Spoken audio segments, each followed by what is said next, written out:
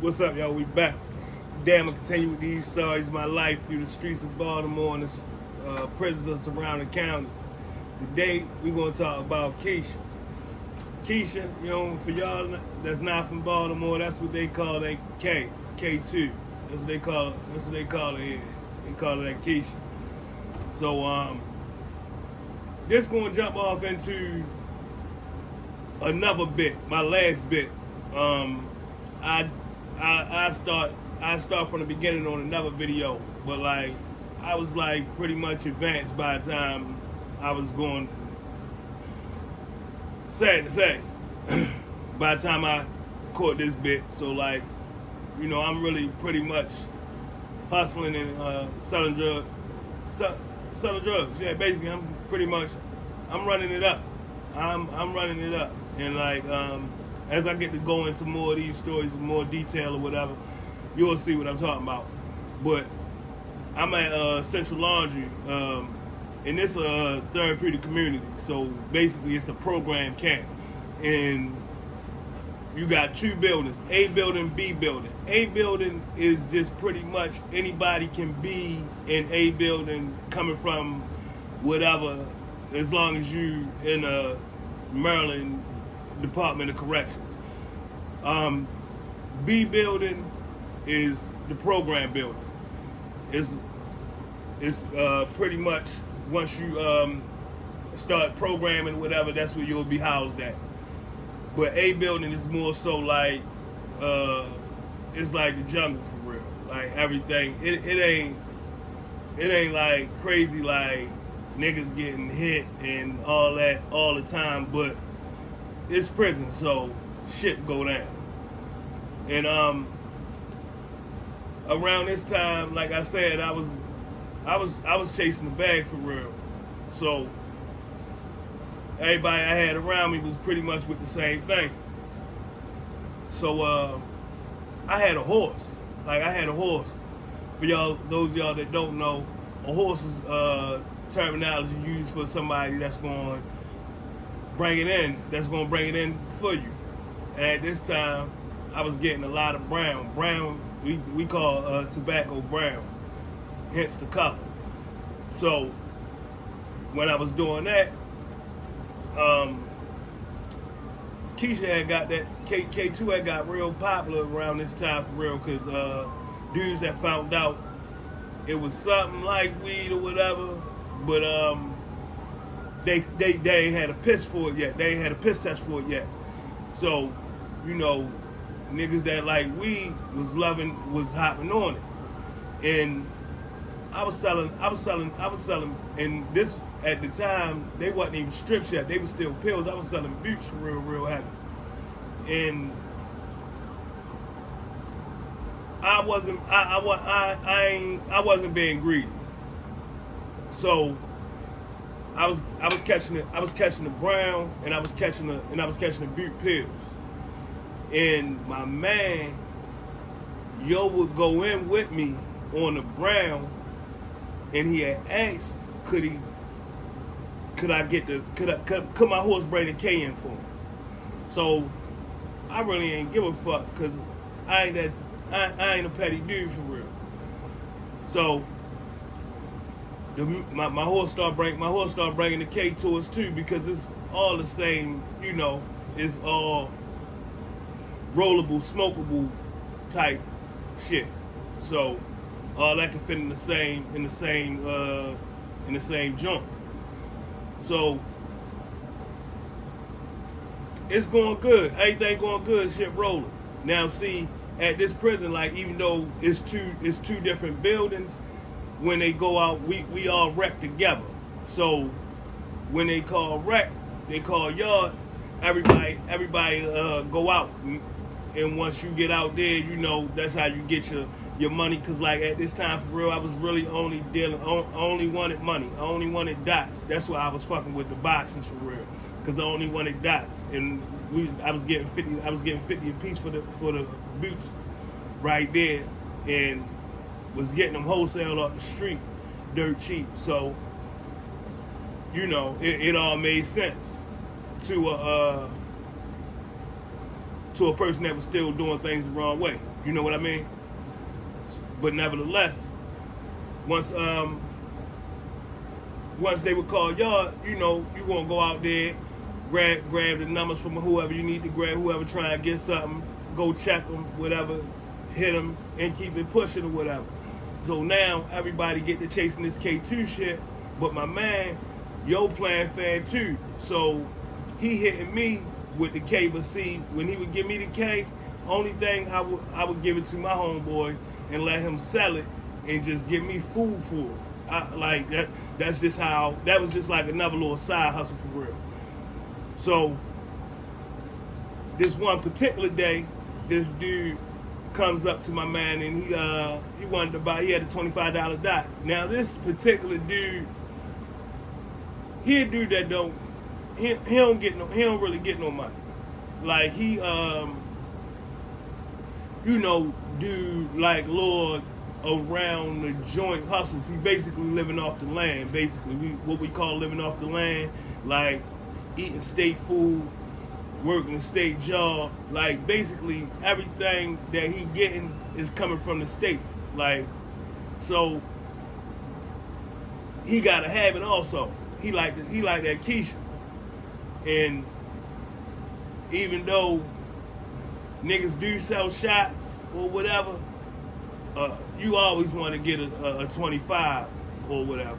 So if you got the money, in shots that'd be like $5 worth of food for like one J. Now this the size of the J, the size of the joints that they gonna roll up off of the Keisha. You ever seen the inside of the pen, the ink that be in the pen? That's about how skinny it is. Like it ain't that long. It's called a jelly roll. They take like a little piece of brown bag, put some jelly on it. Then they'll take like the toilet paper, the wrapping, how to make that noise, whatever kind of paper that is, and they'll put them two pieces of paper together, and then they'll sprinkle it and roll it or whatever. They smoke it. But this the thing, if you ain't never smoked that K, not say that shit ain't weed. I tell you that much. That's not weed, man. And I'm gonna tell you, this story right here definitely lets you know that shit ain't weed. So, like I said, my man, he come on the yard, he cop a 25. He go back in the building, and he was the type of dude that smoked with everybody. Like everybody, you got some K, can he hit it one time, two times, little shit like that. So I guess he figured the dudes that looked out for him, he would look out for them. So down there, how it go, with the K, I don't know why, for some reason, like dudes always go in the shower and cut the showers on and have it steamy, smoky, like that's going. I don't know. That's just more added smoke. I guess they say you can't see, you can't tell if they smoking or in the shower or whatever. So, nevertheless, they go in the shower. Now, you would out of a 25 K, you'll roll 5 J's. But dudes had told me he only rolled 4 J's because he wanted to make them. He said he wanted to make them nice. He wanted to make them a little bigger. And he smoked 2 of the J's with the dudes that be smoking with him. Now see, they probably call yard around like 12 something, like midday or whatever. Boom. Yeah, like 12 or so. So he had smoked 2 sticks with the other dudes. Now, it's just a such thing as don't nobody need to be that high.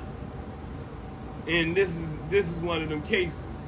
But see, I guess when you not used to having shit and you just being greedy, this how dumb shit happens.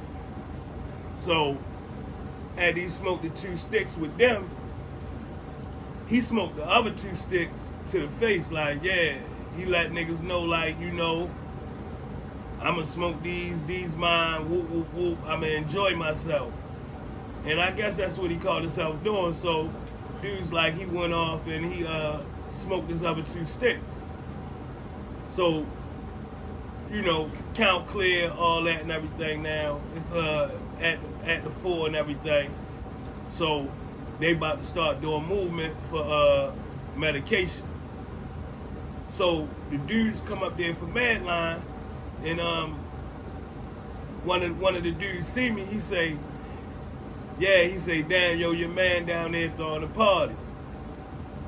I laugh, you know, think nothing of it. It's funny, it's goofy shit to me, truth.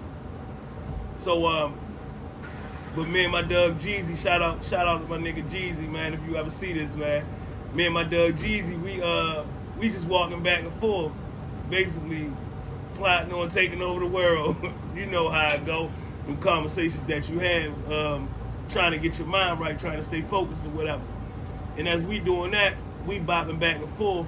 Now, see, the one thing about prison, you know when people out of place.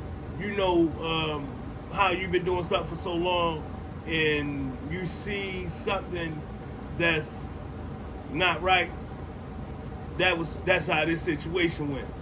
Now, main man that had got the Kaye earlier, he not on med call. He don't come up there for meds. And as we walking back and forth, when we coming back up the hallway, now see, when you come into our building, it's like you'll come up the walkway and you'll hit the first double doors. When you come in those first double doors, you're gonna actually be like in the rec hall where like the guys shooting pool at and everything, and behind, if you stay in there, behind there is like the showers and everything. But if you keep walking straight, it's some more double doors, and that'll be the hallway. And once you get outside, once you get out those double doors, there's even 1 or 2 officers standing right there at that door. They definitely gonna be standing right there around that time, just for, you know, dudes trying to bust a move, you trying to come up there and trying to cop, and you know, just they watching the traffic for anything to go down. And as we walking back past the double doors, I peep him out my peripheral, and I look, but I see the look on his face. He got like a disturbed look on his face. Like, the fuck is on his mind? Like, that's the look he got on his face. And it's like, he don't see them police there. He don't see us there. He don't see, it's like, I don't know what's going on, but something going on. And I tell you, this man looked left and looked right. It's like my man, he looked down the hallway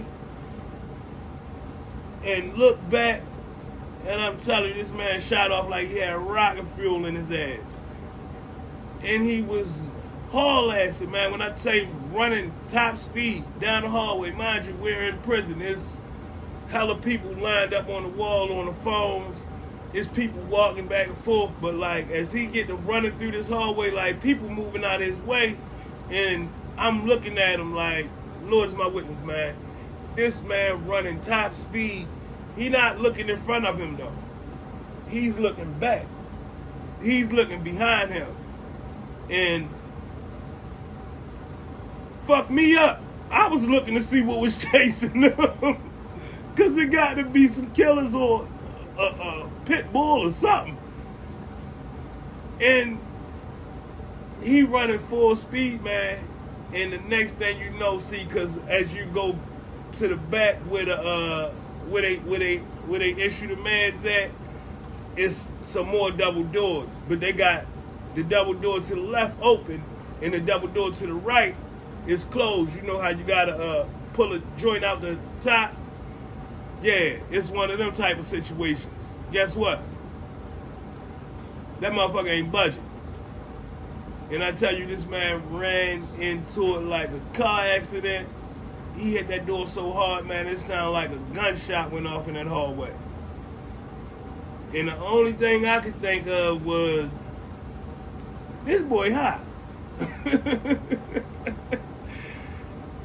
But sure enough, man, me and Jeezy, we like trot down there to him because we know what's going on for real. And when we get down there to him, I stick my hand out to help him get up.